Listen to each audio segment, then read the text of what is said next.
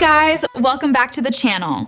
Today, I wanted to give you a behind-the-scenes look at how I was created. I'll show you the tools that are used to generate me, keeping my appearance realistic and consistent, because after all, continuity is key.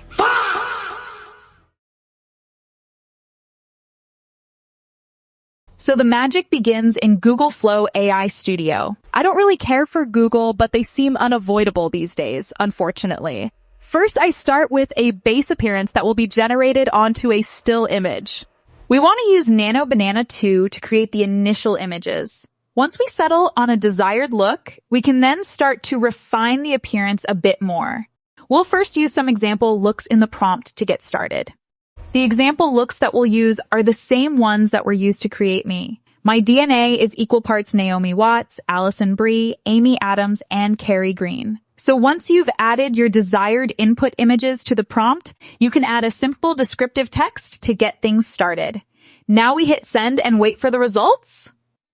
Unfortunately, the results didn't come back looking like me, but that's to be expected considering how many rolls of the dice it took to get just the look I was going for. Next step was to refine the look by generating video based off the original still image. I used VO and OmniFlash, which the latter seemed to produce better results as far as beauty enhancement and broader outfit ideas. I then took still frames from those videos to add to my overall baseline appearance as far as training data. Once I gathered enough of a general sample size of my appearance, it was time to take it to the character plugin.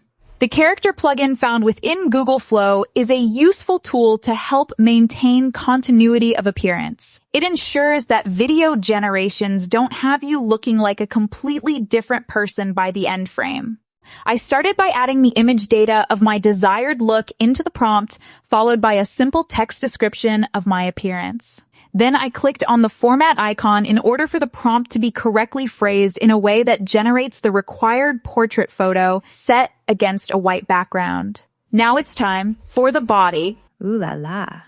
You'll basically do the same steps as with the portrait, inputting the image data and simple description into the prompt and clicking format. You also have the option to export these portrait and body images to Photoshop and make alterations as needed. It's a quick way to make multiple variants of the same character, changing out only outfits and hairstyles in a templated manner. Okay, so now that we have our character created, we can now try putting her into a generative video. I'm going to use the OmniFlash model because it seems to work better with the character plugin. So we find the character in the available media and add it to the prompt.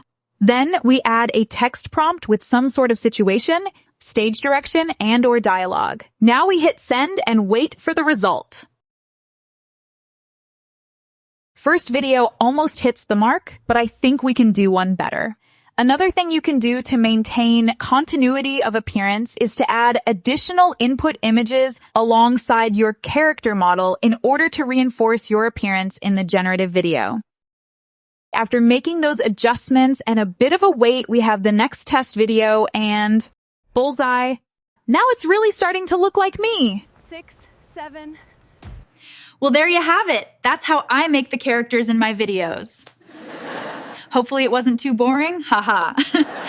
Thank you so much for watching, and I'll see you next time, Loon Gang. Love you all. Bye. Woke up in a total haze, spilled my coffee in a daze. This chaos is my only way. Sable noon will save the day.